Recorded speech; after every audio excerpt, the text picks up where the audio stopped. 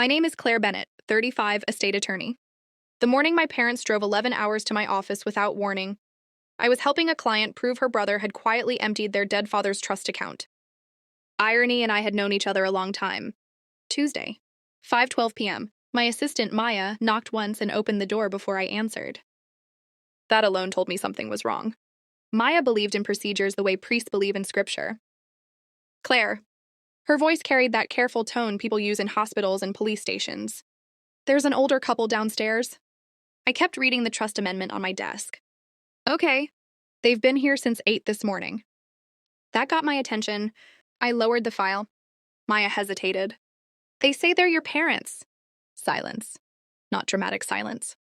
The dangerous kind. The quiet kind where your body remembers something before your brain catches up.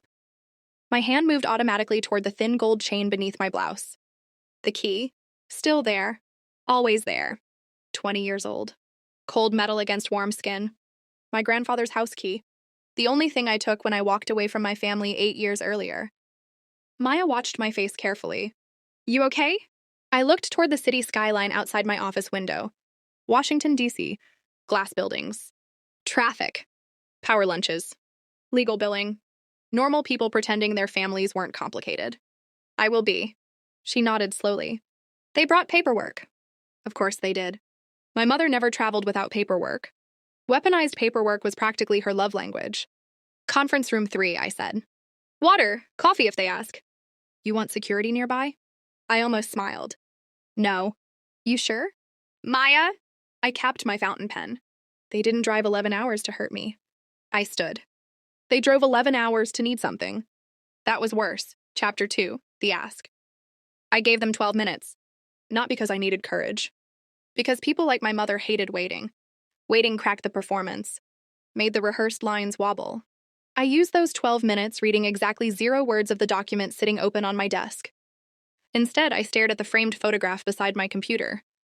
My grandfather, Henry Bennett, standing on a fishing dock in Maine.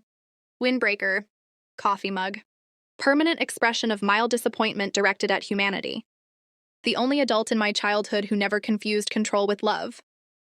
8 years earlier, when everything detonated, he'd said something to me over burnt diner coffee. When somebody shows up with paperwork and guilt in the same hand, read the paperwork first. I had built a career around that sentence. Conference room 3 sat on the west side of the firm. Glass walls, neutral artwork, expensive chairs designed to make uncomfortable conversations feel professional. My parents were already seated when I walked in. My mother stood immediately. Of course she did. Elaine Bennett believed standing first established control. Little habits, little calculations, death by paper cuts. Claire. She spread her arms halfway. Not fully. Just enough to create social pressure. The illusion of maternal warmth. I offered my hand instead. Her smile twitched for maybe half a second. Tiny fracture. There it was. My father rose slower. Older than I remembered. Thinner, too. White hair replacing stubborn brown. He looked tired. Actually tired.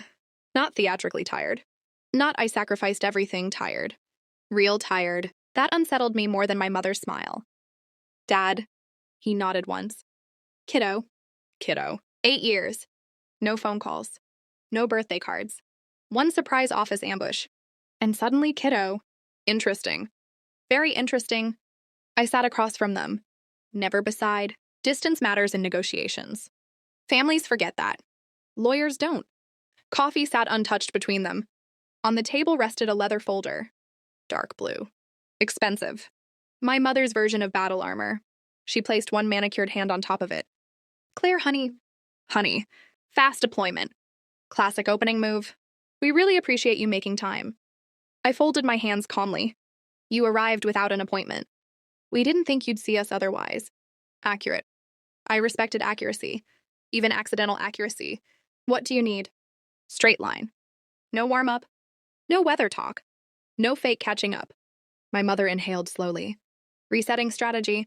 I watched it happen in real time. Beautiful. Like watching a chess player realize the board arrangement had changed. Your father and I are in a difficult position. There it was. Need. Right on schedule. How difficult. She opened the folder. 3 documents. Mortgage statements. Bank notice. Property valuation. I noticed details automatically. Occupational hazard. Past due amount circled in blue ink. Property held in joint ownership. Variable interest rate. Refinancing denial. I hadn't touched a page yet. Didn't need to. The story was already visible. My mother slid the packet toward me. We're trying to save the lake house. Lake house. I leaned back slightly. Of course. Not medical debt. Not cancer treatment. Not foreclosure on the family home. The lake house. The giant cedar property in North Carolina my mother bought at 56 to celebrate finally living the life we earned. Translation: living far above sustainable income. How much? Silence. Tiny glance between them. My father looked down first. Always. 400,000, my mother said. There it was. A clean number. Round. Prepared. Practiced. $400,000. I didn't react. That bothered her instantly. People who manipulate emotionally depend on visible impact. No impact creates instability. Good. Let instability work. I reviewed the documents quietly. Mortgage default. Bridge loan disaster. Private lender penalties. Auction window approaching. 3 weeks left. Messy. Very messy. Then I saw something else. One familiar surname, co-borrower section. I looked up. Jason? My younger brother. My mother's golden child. Her masterpiece. Her evidence exhibit proving she was an excellent parent. Jason Bennett. Age 32. Entrepreneur. Serial destroyer of financial responsibility. My mother's expression tightened. Barely.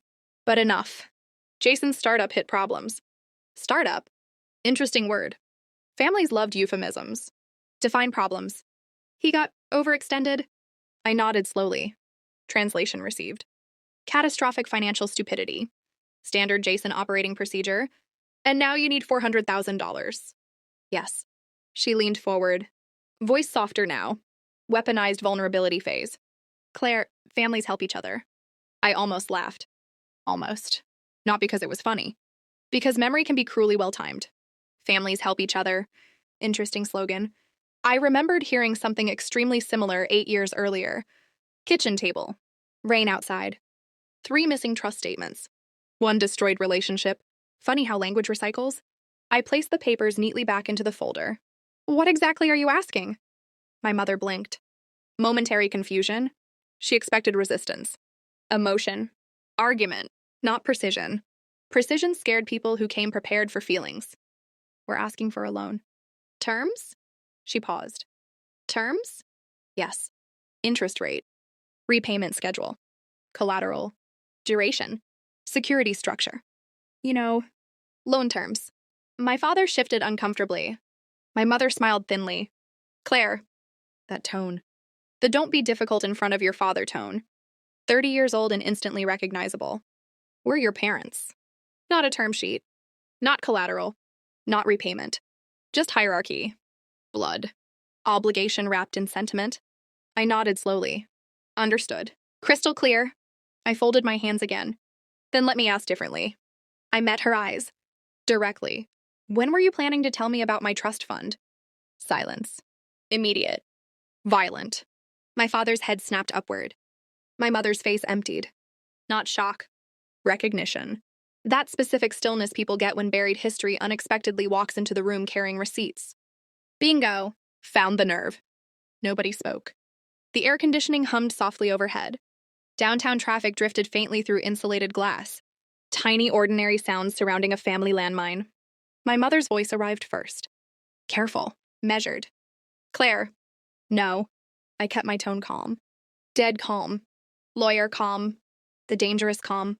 Let's not skip steps. My father rubbed both hands together. Anxiety tell. Hadn't changed in decades. Kiddo. Wrong word. Wrong day. You're bringing that up now? Yes.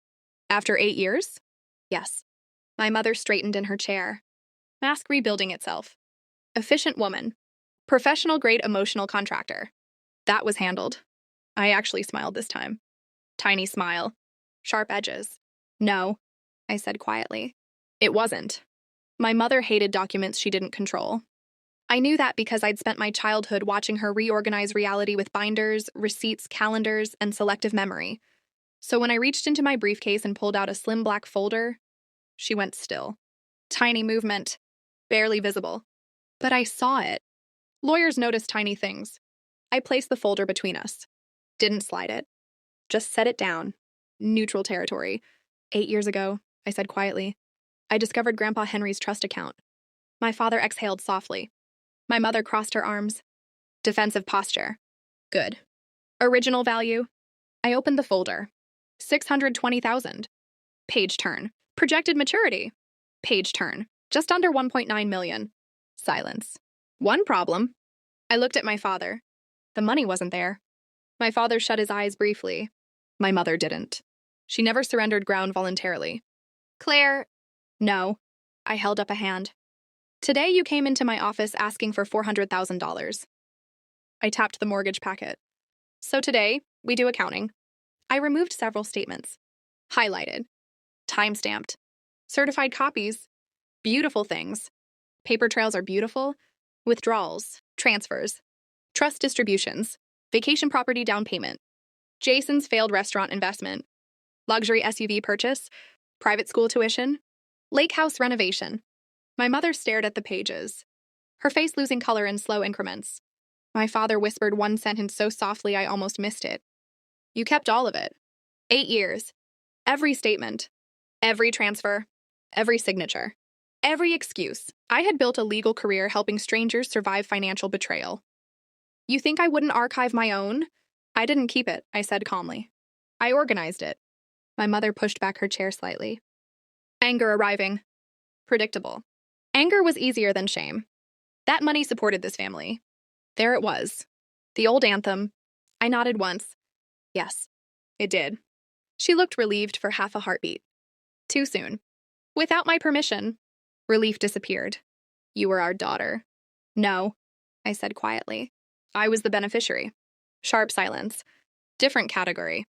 Different legal universe. She hated categories she couldn't emotionally rewrite. My father rubbed his forehead. Older, smaller somehow. Claire. Voice cracking now. Not strategic. Human. We thought we'd make it back. That sentence landed harder than shouting would have. Because it sounded true. I turned toward him slowly. You knew? My mother answered too quickly. We both knew. Wrong move. My father's eyes flicked sideways. Microsecond. Enough. I knew that look. Courtrooms teach pattern recognition. He hadn't known everything. Not all of it. Interesting. Very interesting. I leaned back. Watched. Waited. Silence does remarkable work when guilty people share oxygen. 30 seconds. Maybe less. My father finally spoke. Quietly. Without looking at her. The second withdrawal was supposed to be temporary. My mother snapped toward him. Robert. Warning tone. He ignored it. First surprise of the afternoon. Jason's business debt, he said. We were trying to stop bankruptcy. My mother's jaw tightened. Robert. He kept going. I thought we were borrowing against future sales. Borrowing. Not stealing. Language matters. People build moral shelters out of word choice. I watched my mother realize something dangerous was happening. Control drift. Narrative fracture. Witness instability. Beautiful. Then the lake house happened, my father said quietly. My mother's face hardened. Enough. He looked at her. Actually looked at her. First time since I'd entered the room. No. Simple word. Strange power. No. The room changed. Tiny shift. Like pressure dropping before a storm. I'm tired, Elaine. My mother froze. Not because of the words. Because of the name. Elaine. Not honey. Not sweetheart. Not decades of marital smoothing. Elaine. Formal distance inside one syllable. My father turned toward me, eyes red around the edges. You deserved better. There it was. 8 years late. 3 words. No legal effect. Massive emotional impact. I hadn't expected that. Didn't want to. Didn't trust it. But it landed anyway. Annoying thing about honesty. It arrives without permission. My mother stood abruptly, chair scraping against hardwood. We are not doing this. She gathered papers aggressively. Battle retreat disguised as indignation. Claire, we came here for help. I stayed seated. Calm. Controlled. Done running. You came here for access. Her eyes flashed. Excuse me? You came here because you assumed the daughter you ignored for 8 years would finance consequences. My voice stayed quiet. Quiet scares people more than volume sometimes. You didn't come for reconciliation. I gestured toward the folder. You came with closing deadlines. Silence. No denial. Interesting. My mother grabbed her purse. Fine. Ice cold now. If that's who you want to be. There it was. The oldest weapon, identity attack. You are cruel, ungrateful, cold, selfish. Families hand those labels out like parking tickets. I stood slowly, met her gaze. No, I said softly. This is who I decided to become after learning boundaries don't grow naturally in families like ours. She stared at me, furious, confused, losing, unaccustomed territory. Then she delivered the final shot. Predictable. Ugly. Your grandfather poisoned you against us. Wrong move. Very wrong move. Because some names still mattered. I picked up the old brass key beneath my blouse. Held it in my palm. Grandpa Henry's house key? Worn smooth from decades of use. He taught me something important. My mother crossed her arms. What? I looked directly at her. He taught me that love without accountability becomes permission. Silence. Complete silence. My father lowered his head. My mother said nothing. Nothing at all. Because for once, there wasn't a usable counter-argument. They left 20 minutes later. No dramatic screaming. No overturned chairs. Real-life disappointments are usually quieter than movies. My mother walked out first. Rigid spine. Controlled anger. Damaged pride. My father lingered at the doorway. Hand on the frame. Tired eyes. Older than 11 hours earlier. Claire. I looked up. He nodded once. Small. Fragile. I'm sorry. Then he left. Just like that. No orchestra. No instant healing. No miracle. Truth rarely arrives wrapped in cinematic perfection. The room felt strangely large afterward. Maya entered 5 minutes later. Careful expression. You okay? I looked out the window toward the fading DC skyline. Traffic lights. Office towers. Ordinary Tuesday evening. And something surprising inside my chest. Not triumph. Not revenge. Something quieter. Space. Breathing room. The feeling of finally putting down a weight you forgot you were carrying. I think so. Maya glanced at the abandoned mortgage papers. Did they get what they wanted? I closed the black folder gently. No. She waited. And you? I thought about that. Longer than expected. Then I touched the old brass key resting against my skin. Grandpa's key. Last surviving evidence that somebody once loved me without invoices attached. Yeah, I said quietly. I think I did. Epilogue 6 months later. The lake house sold at auction. Jason filed bankruptcy. My mother blamed banks, market conditions, federal policy, neighbors, and modern society. In roughly that order. My father moved into a small apartment outside Raleigh. First time he'd lived alone since 1987. We exchanged occasional emails. Slow, awkward, human. No pretending. Just truth moving at elderly man speed. Progress. Maybe, maybe not. Healing isn't a straight line. Anybody selling that idea has never attended family court.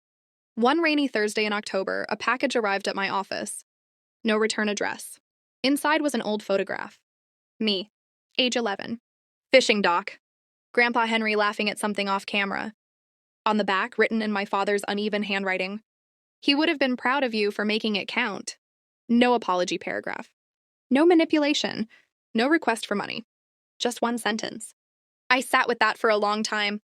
Then I placed the photo beside my desk lamp. Next to my law degree. Next to 8 years of carefully archived paperwork. Because life is strange. Sometimes justice looks like courtroom victories. Sometimes it looks like signed settlements. And sometimes it looks like learning you can love people without reopening the account they kept overdrawing.